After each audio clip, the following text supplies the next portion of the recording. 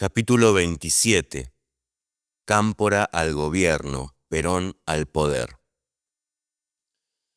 Los triunfadores del Crillón no tuvieron tiempo de festejar ni de dormir, porque ese mismo sábado estalló la conspiración de Anchorena y Guerrero, apoyada desde atrás por Rucci y Osinde. Abal Medina fue a meterse en la boca del lobo y estuvo a punto de dejar el pellejo en la Avellaneda de Ruggerito y Herminio Iglesias, donde el viejo populismo oligárquico se recreaba en el gangsterismo sindical. Perón le había dado instrucciones y el flamante candidato las reforzó con una orden precisa volcada en la calle Melo, en el mediodía del mismo sábado 16. Juan Manuel tiene que ir a Avellaneda y parar ese congreso de cualquier manera.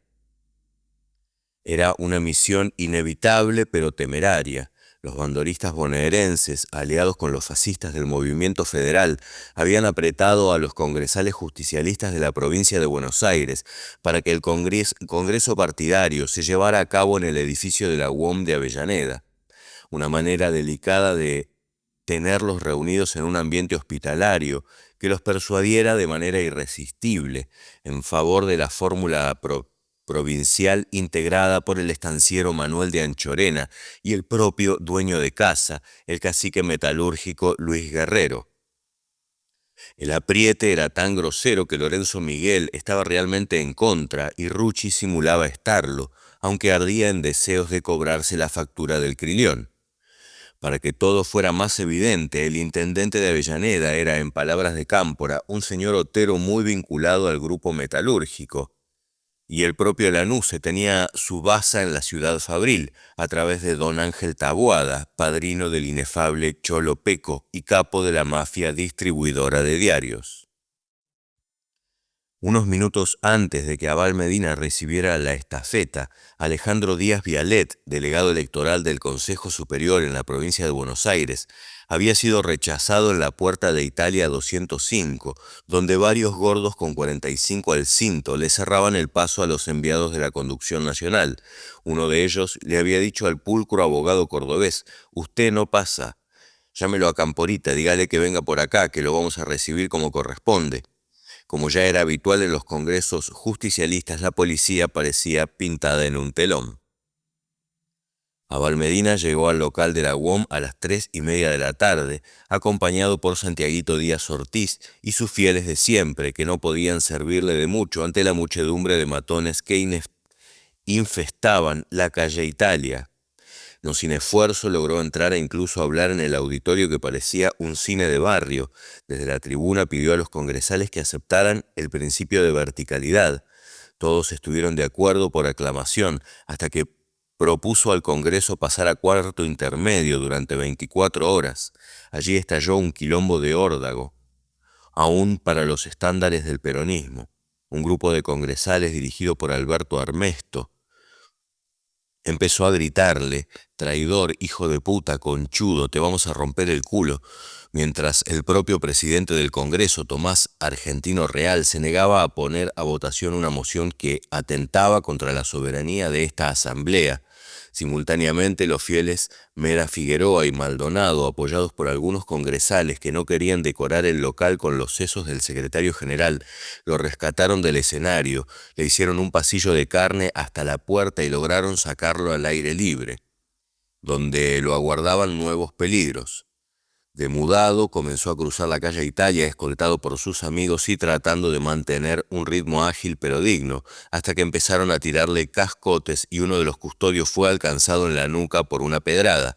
Entonces el paso ágil se convirtió en franca retirada, y enseguida en carrera angustiosa, en la que el secretario general y parte de su comitiva trataban de poner la mayor distancia posible con una jauría de 50 lúmpenes dispuestos a lincharlos. Pero era un territorio endemoniado, y al llegar a un bar que hacía esquina emergió un pistolero que empezó a los balazos. Los miembros de la comitiva que se habían rezagado fueron molidos a golpes, trompis y puntapiés en la retaguardia. Guerrero y Armesto hicieron brillar las bufachas y un afiliado fue herido de un balazo en la mano derecha. Recordando tal vez el asilo medieval de la iglesia, Abal Medina se metió en una clínica vecina donde le dieron piadoso cobijo y allí se quedó durante horas cercado por los lobos. En un momento determinado, un policía, real o ficticio, se acercó a parlamentar con el asilado, que reclamó garantías para salir. Finalmente, ante la demanda de aval y la magnitud del escándalo, la policía de Avellaneda no tuvo más remedio que enviar un comisario y un patrullero para rescatar al sitiado.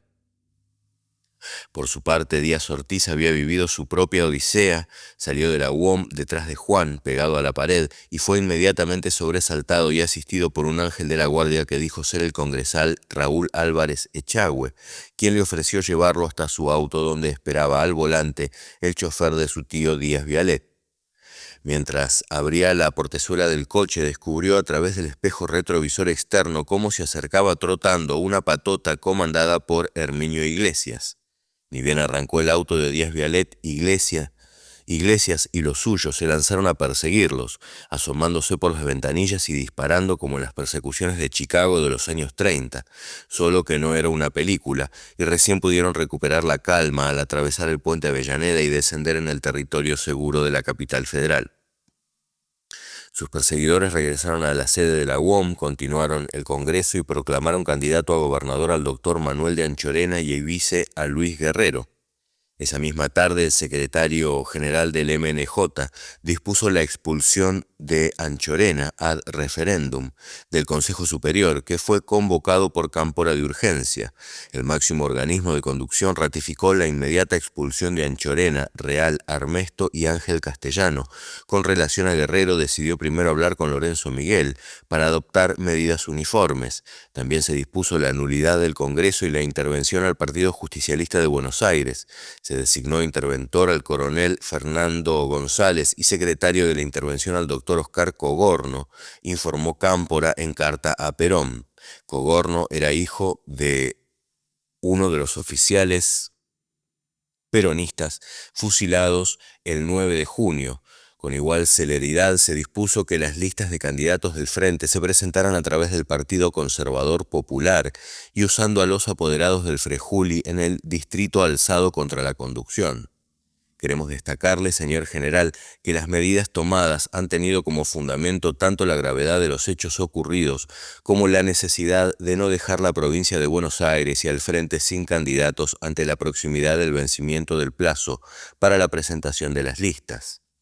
Aunque los rebeldes intentaron reunir nuevamente el Congreso y sacar adelante la fórmula, Perón les cortó las alas con una carta de felicitación a Val Medina, donde aprobaba lo actuado por el secretario general en materia de candidaturas. La firmeza de la conducción resquebrajó al frente interno y, como suele suceder, muchos empezaron a pasarse de bando. Por su parte, las FARC también decidieron hacer tronar el escarmiento en la lucha interna y unos días más tarde organizaron una emboscada contra Guerrero, en la que su auto fue acribillado a balazos y el cacique metalúrgico quedó herido, salvando la vida de milagro. Con tanto ruido nadie reparó demasiado en una de las acostumbradas incongruencias del general. Mientras abominaba de Anchorena, seguía llevando en su viaje por América Latina a uno de los socios políticos del estanciero de quien, para colmo, pensaba que era un animal, el inefable teniente coronel Osinde. La presencia del torvo personaje debía de ser seguramente una imposición de López Rega, pero al entourage camporista se le escapó esa perla, o en todo caso ninguno de los tres asesores se preguntó a tiempo de cuáles cisternas tenebrosas derivaba tanto poder el astrólogo. Cámpora tampoco les dio ninguna pista, aunque todos sus mensajes al general remataban con la misma fórmula protocolar: respetos para su señora esposa y saludos para el señor López Rega. En Asunción, el general, la señora y el secretario se paseaban por el jardín botánico, donde el anciano volvía sobre sus pasos de 17 años atrás, cuando tenía 60, y acababa de perder el poder, pero podía consolarse pensando que aún era un hombre maduro, no licuado por la vejez inminente, que al llegar a Panamá descubriría que la vida, a la edad de Matusalem, todavía le reservaba el amor frustrado de una gringuita, y el de Isabel, claro.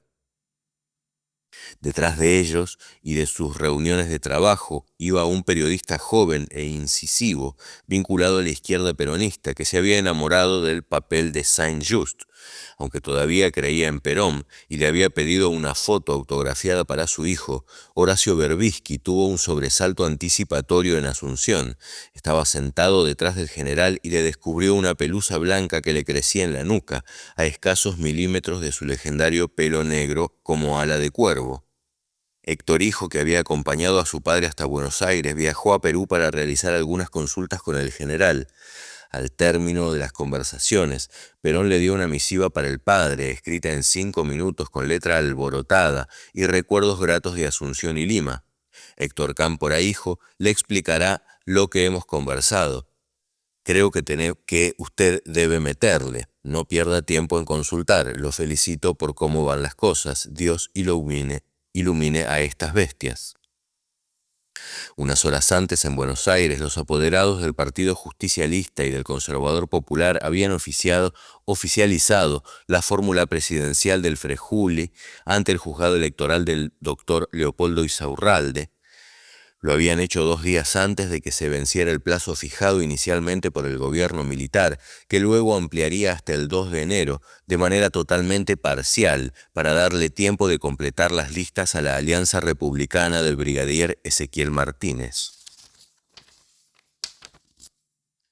Equilibrando su charla con Stroessner, Perón dialogó con el general Velasco Alvarado, líder de un gobierno militar progresista, que muchos veían como seguidor del primer peronismo. El encuentro privado fue muy cordial, pero el gobierno peruano emitió un comunicado escueto para no afectar sus excelentes relaciones con Buenos Aires. El visitante sabía muy bien que los vínculos con la Argentina eran estratégicos para Perú y también adoptó un perfil bajo. En Perú lanzó el habitual chorro de tinta para borrar sus pasos, afirmando que nunca más iba a ser presidente. En Bogotá, en cambio, los periodistas lo agarraron desprevenido dentro del avión y les dijo lo que traía atravesado. He renunciado a mi candidatura presidencial porque el gobierno militar de Argentina me ha proscrito. Un Lanusse ofuscado salió a darle la razón al anunciar que se ocuparía personalmente de impedir que Perón regresara al país como ciudadano paraguayo. En Madrid agregó irónicamente que estaba agradecido a Lanusse por esa proscripción, que lo liberaba de la carga del poder. También dijo sinceramente que se sentía mejor en España que en Argentina, y aprovechó el comentario de un periodista sobre el eclipse de Cafiero para hundirlo. No sé qué le ocurrirá. ¿Usted conoce a la familia? A lo mejor está enfermo. En esos momentos crecía en Buenos Aires el rumor de que le aplicarían a Cámpora la cláusula del 25 de agosto por sus frecuentes viajes al exterior sin pedir permiso al gobierno militar. Algunos periodistas peronistas hicimos circular entonces la versión de que Licastro sería el candidato de relevo si el delegado de Perón resultaba inhabilitado. Abal Medina, tras una consulta telefónica con Perón, convirtió el trascendido en hipótesis. Perón no tardó en jugar con ese disuasor, aunque el hipotético reemplazante ya no gozaba de sus simpatías. Los enemigos de Perón, empezando por el propio Lanusse y siguiendo por un iluminado Manrique, conjeturaron que el exiliado había designado al dentista para hacer proscribir al peronismo en su conjunto y jugar una vez más desde la lejanía y el mito, o que apostaba a una insurrección cívico-militar que derribase al gobierno. Era un error de apreciación derivado de la pereza argentina para leer la propia historia. Perón repetía la movida que había hecho con el general Farrell 30 años atrás, colocar en la presidencia al hombre de confianza para que éste le permitiera en un segundo paso tomar el poder. Si luego amenazó con Licastro, no fue por patear el tablero, sino por asegurarse de que dejarían pasar a Héctor Cámpora. La juventud peronista lo entendió y supo transformarlo en el eslogan central de la campaña electoral: Cámpora al gobierno, Perón al poder. Perón no se equivocaba al evaluar que el régimen ya no tenía fuerza para proscribir a Cámpora. El 20 de diciembre, Lanusse convocó a una reunión ampliada de la Junta de Comandantes, de la que participaron todos los ministros y funcionarios vinculados a Interior, Informaciones y Seguridad. En el cónclave se analizó el naufragio del GAN y se acordó desprender a las Fuerzas Armadas de la contingencia política para dejarlas como reaseguro estratégico del sistema. Allí se resolvió, en palabras de Lanuse, no actuar sobre el candidato peronista.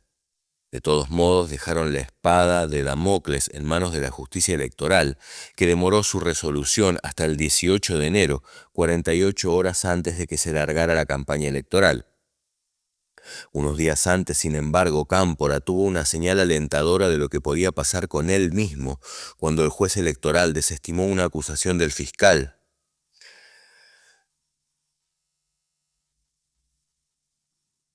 Desestimó una acusación del fiscal contra su hermano, el chino Pedro, que se candidateaba a senador por Mendoza y había salido del país cuando el charter del regreso.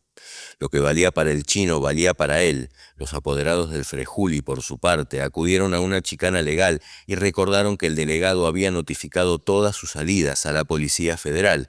Como ésta dependía del Ministerio del Interior, podía arguirse que había cumplido la exigencia de informar a la cartera política. El mismo jueves 20 de diciembre, mientras se reunía la Junta, la Juventud Peronista lanzaba en rueda de prensa el lema decisivo de la campaña y anunciaba su participación activa en los actos proselitistas, a pesar de los vicios del proceso electoral. Antes de dar lectura al documento, uno de los textos políticos más felices de la JP, los voceros incorporaron una nota de dramatismo al denunciar que se preparaba un atentado contra Rodolfo Galimberti. No era una exageración propagandística. Un policía de coordinación federal que tenía como misión vigilar la sede justicialista se lo había confidenciado al propio Cámpora. Galimberti seguía prófugo y la televisión lo mostraba en esos días como un peligroso extremista. También estaban ocultos Francisco Julián Licastro y Diego Muñiz Barreto. Por primera vez la voz cantante estuvo repartida entre los dirigentes capitalinos y los del interior. Actuaron como voceros Roberto Beto Ahumada y Horacio Chacho Pietragala, Capital y Gran Buenos Aires. Jorge Obeid, de la Regional 2, Santa Fe y Entre Ríos, y Guillermo Amarilla, Regional 4, Chaco, Corrientes y Formosa. El documento llevaba las firmas de todos los dirigentes de la JP, así como los de los consejeros Galimberti, Liambart, Maisoneve y Jaureche. La actual Juventud Peronista recordaba el manifiesto. Era producto de 17 años de luchas, pero representaba un salto cualitativo al haber logrado reunir un formidable conglomerado de fuerzas que superaba viejas experiencias viciadas de sectarismo. Esa acumulación de luchas proseguía más el valor personal del propio líder. Habían producido el hecho histórico del regreso, en buena medida limitado porque no se había podido imponer a la dictadura militar la candidatura de Perón. Una frustración que los jóvenes peronistas achacaban a vastos sectores de la burocracia política y sindical, que frenaron conscientemente toda movilización.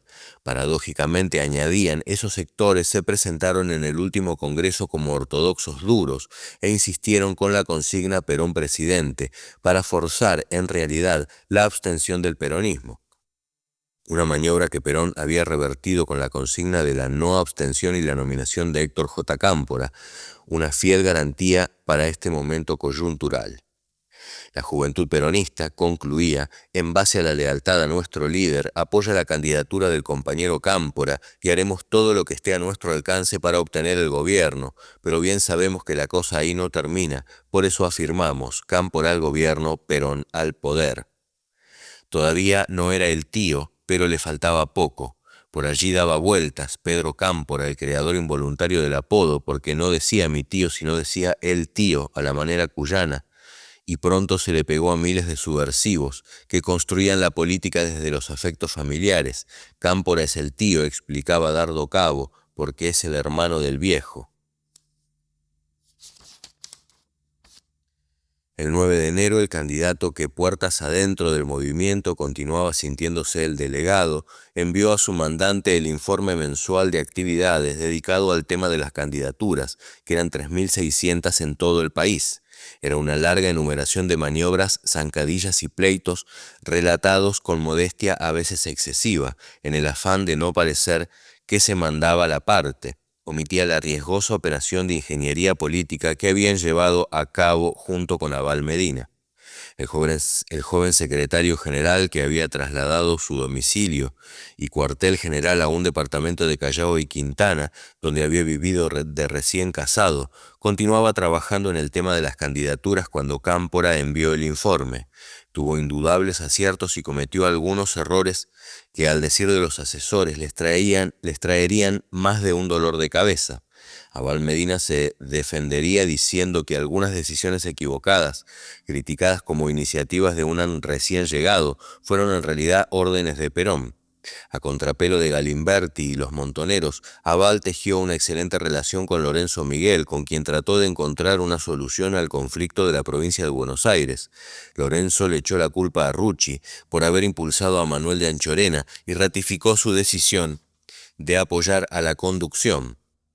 Simultáneamente Cámpora trabajaba ese distrito tan conocido para él, palmo a palmo, hasta lograr estratégicas deserciones en el bando contrario. Sus trabajos se vieron recompensados cuando Victorio Calabró, tesorero de la UOM Nacional, con gran influencia en la zona norte de la provincia, abandonó las tiendas de Guerrero y se puso a disposición del delegado. Como premio, la conducción aceptó nominarlo candidato a vicegobernador, secundando a Videgain. Cámpora aprovechó la división del Frente Metalúrgico para rechazar una oferta extemporánea de Anchorena, que aceptaba renunciar a su candidatura a cambio de ciertas posiciones para su gente. Le mandaron decir que si se portaba bien llegarían a revisar su expulsión. Rucci, pese a su declarada amistad con Abal Medina, seguía complotando en favor del estanciero y en el nuevo Congreso de Avellaneda influyó desde atrás para que se pusiera a Herminio Iglesias como candidato a intendente de la ciudad fabril. Cámpora lo denunció ante Perón, igual que Osinde, que realizó un nuevo intento en favor de Anchorena. El émulo de Rosa finalmente tuvo que renunciar. Los compromisos con la UOM estuvieron a punto de producir una catástrofe en esa bomba de tiempo que era Córdoba. Allí el binomio compuesto por Obregón Cano y Atilio López expresaba la alianza histórica con las otras fuerzas gremiales y estudiantiles que habían protagonizado el Cordobazo, y era la única con posibilidades reales de imponerse al radicalismo. Sus rivales eran Julio Antún, un dirigente político de extrema derecha vinculado a Jorge Antonio, y el metalúrgico Alejo Simó. La conducción envió como veedor a Licastro, con la misión de apoyar a Obregón Cano. Sin embargo, para quedar bien con la UOM Nacional, dio instrucciones para que el segundo hombre de la fórmula fuera el sugerido por la 62. El Congreso no le hizo caso y votó de manera unánime la fórmula Obregón Cano-Atilio López.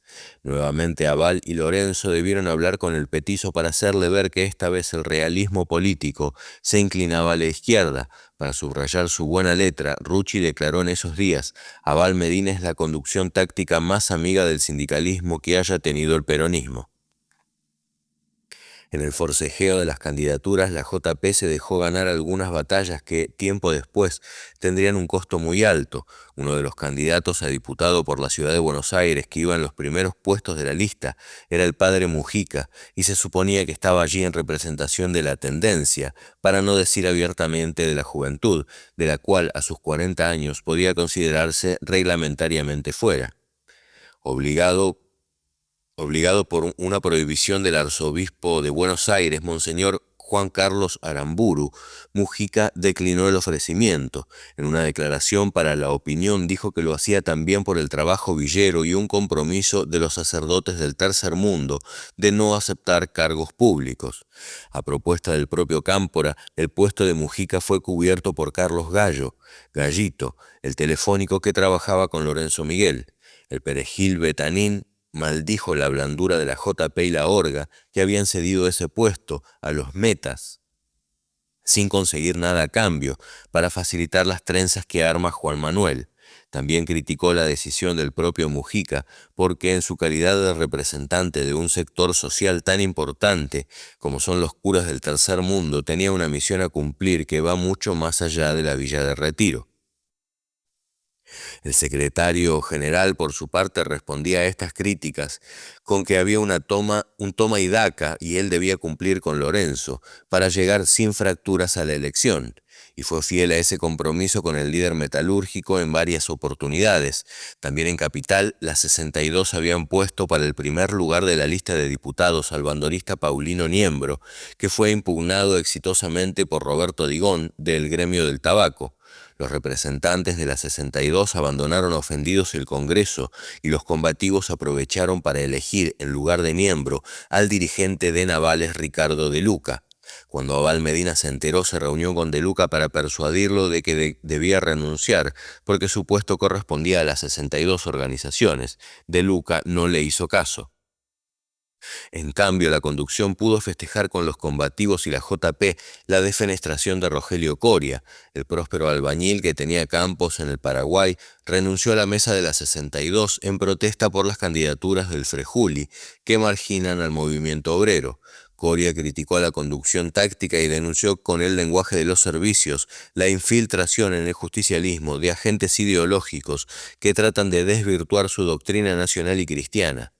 Después de recibir un persuasivo llamado telefónico, pidió una licencia de 2 meses como secretario general de la Unión Obrera de la Construcción, UOCRA.